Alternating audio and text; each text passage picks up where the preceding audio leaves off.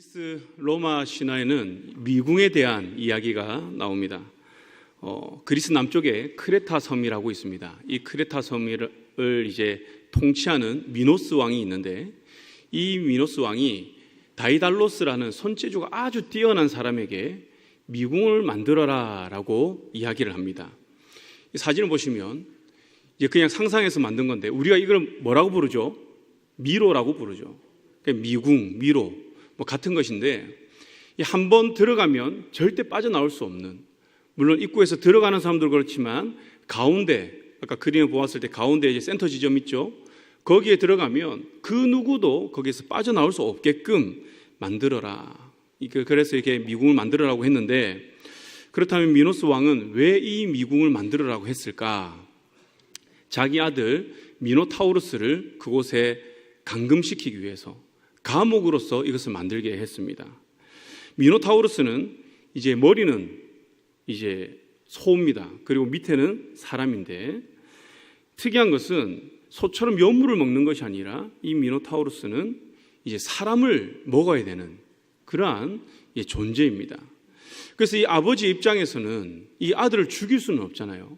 그렇다고 또 많은 사람들을 죽이게 놔둘 수도 없으니까 이 아들을 그 미궁 속에 가둬둡니다. 그리고 매년마다 자기 그 속국인 그 아테네로부터 선남 선녀 14명을 바치게 했습니다. 그러니까 자기 크레타 섬 사람들이 아니라 자기 어떤 속국, 약소국인 그 아테네로부터 이제 그러한 이제 사람을 이제 아들을 위한 그러한 이제 재물을 받은 것이죠. 그래서 이제 그 아들에게 넣어줬습니다. 그러면 미노스 왕에게는 어쩌다가 이러한 괴물과 같은 미노타우루스의 이 아들이 생겼을까? 미노스 왕의 그 왕비가 누구냐면 파시파에라는 사람입니다. 이 파시파에는 참 음욕이 참 강했던 사람입니다. 그래서 이제 황소하고 사랑에 빠지게 되었습니다. 그래서 이 황소하고 사랑에 빠지면서 그런 행위를 하면서 이 아들을 낳게 된 것이죠. 다시 말하면 미노스 왕의 친아들은 아닙니다. 그러나 왕비로부터 그 아들이 출생하였기 때문에 그를 죽일 수는 없었던 것이죠. 즉, 한 여인의 음욕, 탐욕으로 인해서 미노스 왕뿐만 아니라 이 아들까지 인생의 고통에 빠지는 그러한 상황이 된 것이죠. 물론 이 이제 미노타우루스는 아테네의 어떤 그 영웅 테세우스에 의해서 죽게 되는데요. 우리가 인생을 살면서 때론 원하지 않는 일들을 많이 겪게 되죠. 물론 나의 실수로 인해서 또는 다른 사람의 어떠한 실수로 인해서 내가 곤란한 상황을 많이 겪게 됩니다. 그럴 때 우리가 이제 수렁에 빠졌다, 미궁에 빠졌다라고 표현을 하죠. 물론 저도 그렇습니다. 과연 이 어둠의 터널이 끝날까라는 질문이 던져지는 시기가 있었습니다. 많은 사람들은 그렇게 위로를 합니다. 이 터널의 끝은 언젠가는 있다. 그렇기 때문에 버티면 된다. 물론 저 또한 다른 사람들의 그 어려움을 두고 이렇게 말을 할 수 있는데, 그 어려움에 처한 저의 입장에서는 그것은 다른 사람 이야기 같은 것이죠. 나의 터널은 저 끝이 없는 것 같습니다. 마치 해저 터널처럼 계속해서 이어지는 듯한 그러한 느낌이 있었습니다. 어떠한 노력을 해도 상황은 좋아지지 않습니다. 내면의 어둠은 계속해서 시간이 갈수록 더 짙어지는 그러한 상황에 놓이기도 했습니다. 물론 이 모든 것들은 지금 이제 시간이 다 지나면서 이게 해결이 되고 인생을 살아가고 또 목회를 하는데 귀한 자양분으로 되었지만, 당시에는 참 극복하기 힘든 그런 어려움이 있다는 것이죠. 그러다 상황이 조금씩 좋아지니까, 또 신앙이 조금씩 회복되니까 마음이 어떠한 이제 감정이 드냐면, 이렇게 좋아도 되는가? 불안한 겁니다. 뭔가 좋아지면 기쁘고 행복하고 해야 되는데 그게 아닌 거죠. 수년 동안 그런 어둠의 터널을 지나다 보니 조금 밝은 빛이 보이면 불안한 거예요. 언제 또 떨어질까? 언제 또 터널에 들어갈까? 이렇게 기뻐도 되는 건가? 이렇게 행복해도 되는 건가? 하루하루 아무 일 없이 평온하게 지나는 것 자체가 너무 어색했다는 것이죠. 그러면서 지나온 시간들을 돌아보면서 왜 인생의 미궁 또 미로에 빠지게 되었을까 고민을 하였습니다. 그런 가운데 C.S. 루이스의 순례자의 기항이라는 책에서 그 이유를 발견할 수가 있었습니다. 이 책은 이 C.S. 루이스가 자기가 무신론자일 때 이제 신앙을 가지게 되는 그 여정을 소설로 쓴 그러한 이제 책입니다. 그래서 주인공은 기쁨의 섬을 찾아서 떠납니다. 그래서 멀리서 보고 그것을 향해서 달려가는데 여행 중에 다양한 철학을 만나게 되고 또 사상과 욕망의 미로에 갇히게 됩니다. 그래서 인간의 논리와 합리성을 숭배하는 이성주의를 그가 경험하고요. 그리고 인간의 그 쾌락과 욕망의 노예가 되는 육신의 욕망에 빠지기도 하고요. 이상사회에 대한 그 허상으로 정치와 사회주의에 빠지게 된다는 것이죠. 그리고 형식적인 신앙인 종교적 위선주의를 그가 경험을 하게 됩니다. 그러면서 그는 이러한 결론을 내립니다. 이성은 진리를 비추지만 구원을 주지 못하며 육체의 만족은 나의 영혼을 채우지 못한다. 그리고 인간의 구원은 제도에서 오지 않으며 율법은 구원을 보장하지 못한다. 이렇게 결론을 내립니다. 결국 그러면서 그는 자신이 찾던 그 기쁨의 선이 무엇인가? 그 기쁨의 섬은 바로 하나님이구나. 이것을 깨닫고 그는 회심을 하게 됩니다. 그렇습니다. 저를 비롯한 많은 인생이 미궁에 빠지는 이유는 나의 욕망에 빠져서 기쁨의 대상, 구원의 대상을 잘못 설정했기 때문이라는 것이죠. 하나님이 나의 기쁨의 대상, 구원의 대상으로 우리가 바라보고 그 길대로 나아간다면 우리 미궁에 빠질 이유가 없습니다. 물론 빠졌다 할지라도 그것이 미궁이 아니라 그것은 축복의 통로가 된다는 것이죠. 그러나 C.S. 루이스처럼 어떠한 이상주의, 또 이성주의, 쾌락주의, 종교주의에 빠지게 된다면, 그곳에서 나의 기쁨을 찾는다면 결국 그 인생은 헤어나오지 못하는 미궁, 미로 속에 빠진다는 것이죠. 이렇게 인간의 욕심과 잘못된 선택으로 미궁에 빠진 인물 많이 있죠. 그 가운데 오늘 우리가 본문을 읽은 그 요셉도 그러한 사람 중에 한 명입니다. 근데 요셉의 인생의 그 특징은 무엇이냐면 자신의 욕망, 욕심, 탐욕 때문에 미궁에 빠진 것이 아닙니다. 누구 때문에 빠졌죠? 형들입니다. 형들의 탐심, 질투, 탐욕 때문에 이 막내 동생이 인생의 미궁으로 빠져버리게 되는 것이죠. 그래서 그는 오늘 말씀처럼 광야의 구덩이에 빠집니다. 그 안에는 물이 없습니다. 이것은 막다른 길을 상징하는 것입니다. 그는 이제 곧 죽을 수밖에 없다는 것을 상징하는 것이죠. 그리고 아버지의 막내 아들의 그 상징인 채색 옷이 벗겨졌습니다. 한순간 아버지에게 사랑을 받는 정말 귀한 막내 아들이 지금은 옷이 다 벗겨진 채 그냥 죽을 수밖에 없는 그 상황에 놓이게 된 것이죠. 그러나 이것으로 끝납니까? 아니죠. 28절의 말씀 보면 그 구덩이에서 잠깐 건져집니다. 이야, 살았다. 와, 형들이 나를 살려주는구나 생각할 수 있지만 더 깊은 수렁으로 빠집니다. 어떻게 되죠? 노예로 팔려갑니다. 노예로 팔려간다는 것은 이제 가족과 더 멀어지고 이제 볼 수도 없고 사회적 신분 또한 나의 힘으로 도저히 회복할 수 없는 그러한 상황에 놓이게 된다는 것이죠. 어떻게 보면 죽는 것보다 못한 그러한 상황이 된 것입니다. 더 깊은 미궁으로 들어갔습니다. 그럼에도 이 요셉은 우리가 그 인생을 잘 알지만 절망하지 않습니다. 노예로서 묵묵하게 성실하게 그 하루의 삶을 살아갑니다. 그러면 어떻게 돼야 됩니까? 뭔가 또 인생의 광명이 비쳐야 되잖아요. 근데 잠깐 비치는 듯 했습니다. 노예로서 그래도 주인에게 인정받고 모든 재물을 담당하는 그 위치까지 올라갔으니까 노예로서는 성공한 것이죠. 뭔가 광명이 좀 비치는 듯 합니다. 그러나 그가 충성을 다해 섬긴 그 주인의 탐욕으로 인해서 그는 감옥에 갇힙니다. 이제 죄수가 된 것이죠. 어떻게 보면 또 더 깊은 수렁으로, 더 깊은 미궁으로 그의 인생이 추락하게 된 것입니다. 우리는 속된 말로 참 기구한 인생이다 이렇게 이야기를 할 수 있겠죠. 그는 하루하루 지날 때마다 더 나은 인생, 희망을 보는 것이 아니라 더 깊은 어둠으로 들어가는 인생, 자신이 꾼 그 꿈과는 전혀 반대로 가고 있잖아요. 그러한 인생으로 그는 흘러가고 있는 것입니다. 저라면 정말 형들을 많이 원망했을 것 같아요. 그리고 원망하는 삶을 살았을 것 같습니다. 사실 내가 잘못한 것도 아니잖아요. 내가 잘못했다면 아, 그렇구나, 내가 이렇게 잘못해서 내가 이러한 결과를 맞이했구나, 그리고 회개도 하고 그리고 그 원인을 찾고 다시 어떠한 희망을 바라볼 것인데 여기에는 나의 잘못이 없습니다. 나의 잘못이라고 한다면 그냥 어린 시절 꿈꾼 것을 형들에게 잘못만 얘기를 해서 형들의 미움을 산 것? 그 정도겠죠. 그러나 그가 지금 이 자리까지 온 것은 자기의 어떤 실수는 없습니다. 그는 최선을 다해서 살았습니다. 그렇기 때문에 충분히 형들을 원망할 수 있는, 환경을 원망할 수 있는, 하나님을 원망할 수 있는 그런 상황인 것이죠.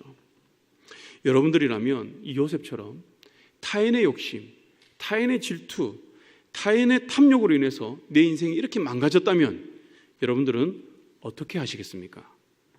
그럼에 있어서 이 요셉은 우리에게 귀한 깨달음을 줍니다.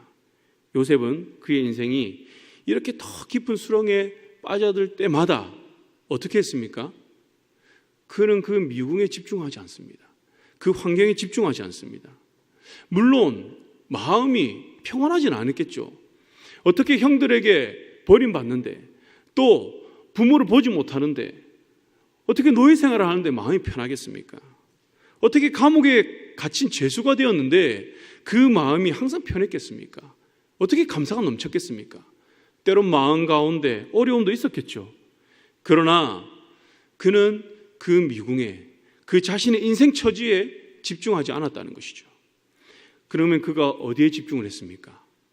하나님의 섭리를 그는 신뢰했습니다. 하나님은 실수하지 않으시는 분이다.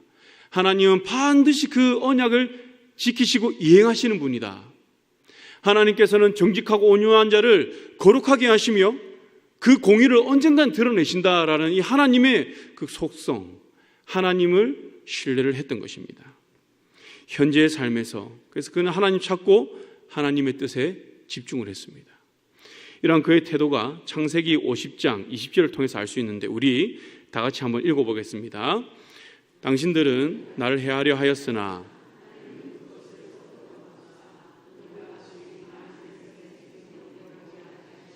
하셨나니. 아멘. 형들이 이제 요셉을 만났습니다. 총리가 된 요셉을 만났죠. 그래서 자신들을 죽일까봐 요셉에게 이야기를 하니 요셉이 형들에게 이렇게 이야기를 한 것입니다. 여러분, 저는 이 말씀 묵상하면서 그런 생각을 해봤어요. 만약에 요셉 마음에 한평생 형들에 대한 분노와 원망으로 가득 차 있었다면 형들을 보고 이렇게 반응할 수 있었을까요? 아무리 하나님을 신뢰한다 하지만 그 마음 가운데 형들에 대한 미움을 가지고 있고 모든 원인을 형들에게 돌렸다면 요셉은 이렇게 고백하지 못했을 것입니다. 그래서 우리가 이 고백 하나를 통해서 요셉이 구덩이에 빠졌을 때, 노예 생활을 할 때, 감옥에서 그가 어떻게 살았는지를 우리가 알 수 있었다는 것이죠. 어려운 상황이지만 그는 형들을 원망하는 것이 아니라 이 가운데서 역사하시는 그 하나님을 그는 바라보았다는 것이죠. 그래서 이 요셉은 그 옷 가운데서, 인생의 어려운 가운데서 매 순간마다 그러면 이 상황 가운데서 하나님 무엇을 깨닫게 하실까? 그러면 이 어려운 가운데서 하나님 어떻게 인도하실까? 무엇을 만나게 하실까? 어떻게 보면 그 기대함으로 그는 나아갔을 것 같습니다. 그렇게 지금 형들을 만나서도 그는 하나님의 섭리를 이야기할 수 있었던 것이죠. 여러분들이 그를 한 것이 아니다. 이 모든 것은 하나님의 섭리에 의해서 지금까지 인도되어진 것이다. 여러분들의 잘못이 아니다라는 것이죠. 그래서 요셉은요, 총리가 되어서도 그는 교만하지가 않습니다. 총리가 되어서도 이것을 자기의 것을 여기지 않고 어떻게 살아갑니까? 하나님 주신 그 사명의 자를 여기며 그는 최선을 다해 살아가는 것이죠. 총리가 되어서도 교만한 것이 아니라 겸손함으로 국민을 섬기고 왕을 섬기며 하나님을 섬겼던 것입니다. 이런 요셉의 모습은 우리가 인생이 미궁에 빠졌을 때 어떻게 우리가 대처해야 되며 어떻게 빠져나오는지를 우리에게 가르쳐 줍니다. 그것은 끝까지 나를 택하시고 또 부르셔서 자녀 삼아주신 그 하나님을 신뢰하는 것입니다. 하나님의 부르심에는 결코 실수함이 없는 줄 믿습니다. 찬양 가사도 있죠. 하나님의 부르심에는 결코 실수가 없네. 내가 이 자리에 선 것도 무엇이라고요? 주의 부르심이라. 내가 이 자리에 선 것도, 여러분들이 찬양대에 선 것도, 여러분들 이 예배 자리에 나온 것도 누구의 부르심이라고요? 하나님의 부르심. 실수가 없다는 것입니다. 내가 이 자리에 나온 것, 내가 지금 처한 이 모든 상황은 어떠한 이유에서인지는 모르겠지만 분명한 것은 하나님께서 나를 부르셨고 허락하셨고 이를 통해서 분명히 하나님께서는 사명의 길로 인도하시기 위함이 있기 때문에 우리를 부르신 줄 믿습니다. 그렇기 때문에 우리는 환경에 매몰되지 않는다는 것이죠. 요셉도 그 환경에 그의 감정과 그의 상황이 매몰되지 않았습니다. 예레미야 29장 5절에서 8절 말씀을 보면 바벨론의 포로로 잡혀간 남유다 백성들에게 예레미야가 편지를 쓴 것이 있습니다. 물론 하나님께서 주신 말씀을 대언하여 편지를 썼죠. 남유다 상황이 어떻습니까? 지금 그들은 나라를 잃고 포로로 끌려갑니다. 그들은 다 잃었습니다. 그들의 정체성을 잃었고요, 삶의 터전을 잃었고요, 그들은 희망이 이제 없습니다. 그런데 어떠한 말씀을 하시느냐? 요약하면 이렇습니다. 바벨론에서 너희는 집을 지어라. 그리고 텃밭을 만들어서 거기에서 나오는 열매를 먹어라. 그리고 아내를 맞이하고 자녀를 낳고 그 아들의 아내를 맞이하라. 딸의 그 남편도 맞이하라. 그리고 그들로 자녀를 낳게 하고 번성하게 하라. 줄어들지 않게 하라라고 이야기를 합니다. 줄어들지 않게. 계속해서 그곳 가운데서 바벨론의 포로로 갔지만 그곳에서 지금까지 살아온 것처럼 계속 하루에 하루에 그 삶을 살아가라는 것이죠. 미궁 속에 있는 것 같지만 그 미궁을 바라보지 말라는 것입니다. 지금 살아온 것처럼 하루하루 살아가라는 것이죠. 자녀들을 낳고 번성하여서. 그래서 지금 내가 포로를 끌려온 것, 남유다, 내가 이전에 있었던 그 고향을 생각하지 말고 낙심하지 말고 지금 상황에서 순종하면서 살아가라. 그러면서 이어지는 말씀이 중요한데요, 이렇게 살아가면서 우리가 무엇을 해야 되느냐? 여호와께 기도하라 합니다. 기도하라. 성읍의 평안함을 위해서 기도하고 너희 중에 있는 선지자들, 즉 거짓 선지자가 되겠죠. 그 거짓 선지자들과 점쟁이에게 미혹되지 말라. 너희가 꾼 꿈도 믿지 말라라고 이야기를 합니다. 하나님께서 이들에게 요구하시는 것은 대단한 사명이 아닙니다. 지금 내가 처한 상황 가운데서 하루하루의 삶을 우리가 하나님의 말씀을 붙들고 기도하면서 우리가 살아가는 것입니다. 먹을 것 먹고 입을 것 입고 우리의 삶의 현장에서 살아가는 것입니다. 그런데 중요한 것은요, 그냥 사는 것이 아니라는 거죠. 기도하고 말씀으로, 즉 영적 성결을 이루며 그 이방 땅에서 주의 백성으로서 살아가라는 것입니다. 우리도 그렇습니다. 지금 이 시대도 우리가 그리스도인으로서 어떻게 이 시대를 살아가야 합니까? 뭔가 세상 것을 다 차단해야 됩니까? 아닙니다. 그냥 오늘 하루도 우리가 살아가는 것입니다. 그럼 어떻게 살아가야 되느냐? 말씀과 기도에 전념하면서 우리가 거짓 선지자들에게 미혹되지 않고 우리의 어떤 꿈과 환상, 말씀에서 벗어난 그 어떠한 것에 우리가 집중하지 않고 오직 성결한 영적 성결로 오늘 하루를 살아가는 것입니다. 여러분, 우리 모두는 인생의 미로의 미궁에 빠졌습니다. 죄로 인해서 사망이라고 하는 그 늪에 빠져버린 것이죠. C.S. 루이스가 말하듯이 이 미궁 속에서 기쁨의 섬, 구원의 섬을 찾고자 우리는 항해를 하고 있습니다. 그래서 어떤 이들은 지식을, 어떤 이들은 쾌락을, 어떤 이들은 정치, 종교와 같은 그러한 곳에서 기쁨을 또 구원을 찾고자 합니다. 그러나 그것들은 또 다른 인생의 미궁에 빠져들게 할 뿐인 것이죠. 그럼에 있어서 로이드 존스 목사님이 사도행전 강해에서 이렇게 이야기를 합니다. 인간으로 하여금 인생을 정복하고 다스릴 수 있게 하며 결코 사라지지 않는 희망을 줄 수 있는 것은 하늘 아래 오직 복음밖에 없습니다. 아멘이십니까? 우리 인생이 결코 사라지지 않고 희망을 줄 수 있는 것은 복음밖에 없다라는 것입니다. 요셉이 붙든 것도 바로 이것이라는 거죠. 그러면서 이렇게 이어갑니다. 예수에 대해 아십시오. 이것이 기독교입니다. 예수에 대해서, 메시아에 대해서 모세의 율법, 선지자의 글, 시편에 기록되어 있습니다. 그렇기에 성경을 펴십시오. 공부하십시오. 서둘러 예배드리고 놀러가는 것이 아니라 예수를 알기 위해 성경을 펴시고 여러분들의 생명을 위해 말씀의 귀를 기울이십시오. 아멘. 저는 이 메시지가 미궁에 빠진 우리 인생이 붙들어야 될 그 말씀이라고 봅니다. 예수 그리스도. 여러분, 성경을 펴시고 우리가 예수 그리스도를 알기에 힘쓰시기 바랍니다. 성경을 펴시고 이 약속의 말씀 붙들고 기도하시기 바랍니다. 그렇게 할 때 우리 인생은요, 죄의 그늘 아래, 사망의 그늘 아래 있는 것이 아니라 여기에서 건진받아 낙심과 원망의 자리에 벗어나 우리 구원의 자리로 가는 줄 믿습니다. 그래서 우리 믿는 자들에게 이 미궁은요, 낙심의 자리가 아닙니다. 이 미궁은 사명의 자리이며 사명을 이루게 하기 위한 하나님의 연단의 자리인 줄 믿습니다. 요셉이 위대한 총리가 될 수 있었던 것, 바로 이러한 연단의 자리가 있었기 때문에 가능했던 것이죠. 또 우리가 지난번에 모세를 살폈습니다. 모세가 위대한 지도자가 될 수 있었던 것, 왕궁의 뛰어난 교육, 그리고 그의 삶도 있지만 중요한 것은 40년간의 광야 생활, 그 연단의 기간이 있었기 때문에 그는 위대한 민족의 지도자가 될 수 있었다는 것이죠.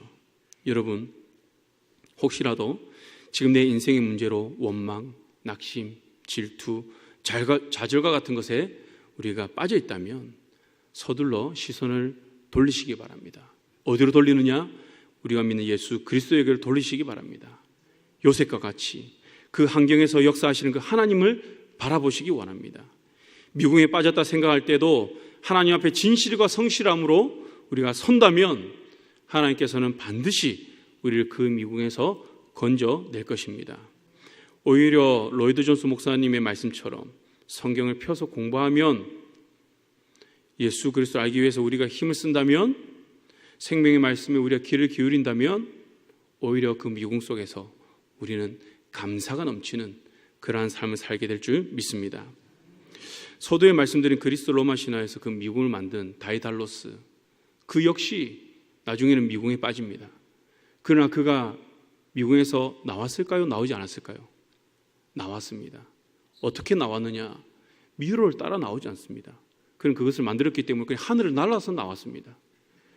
아무도 생각하지 못한 방법이죠. 저는 그것을 보면서 무엇을 생각했냐면, 마치 우리 인생을 만드신 하나님, 창조주 하나님, 그 하나님께서 이 땅에 인간의 몸으로 오십니다. 성자 예수 그리스도. 그 예수 그리스도는 영원한 시간, 영원에서 유한한 시간 속으로 스스로 갇히게 되었습니다. 그러나 그 예수 그리스도가 이 땅에서 어떻게 되죠? 십자가에 박혀 죽습니다. 우리 죄를 위해서, 우리를 구원하기 위해서. 그런데 어떻게 하셨습니까? 죽고 끝났습니까? 아니죠. 생각하지도 못한 방법으로 그분은 부활하셨습니다. 승천하셨습니다. 그렇기 때문에 우리의 인생의 미궁, 이 미로에서 건져낼 수 있는 분은 누구입니까? 우리 인생을 만드신 하나님, 예수 그리스도인 줄 믿습니다. 저와 우리 모든 광야 성도님들은 창조주 되시고 우리 인생을 만드신 우리 예수 그리스도만 신뢰함으로 우리 인생의 미궁에서 빠져나와 나의 인생을 하나님께 영광 올려드리며 사명을 끝까지 감당하는 요셉과 같은 믿음의 사람이 되기를 주님의 이름으로 축복합니다.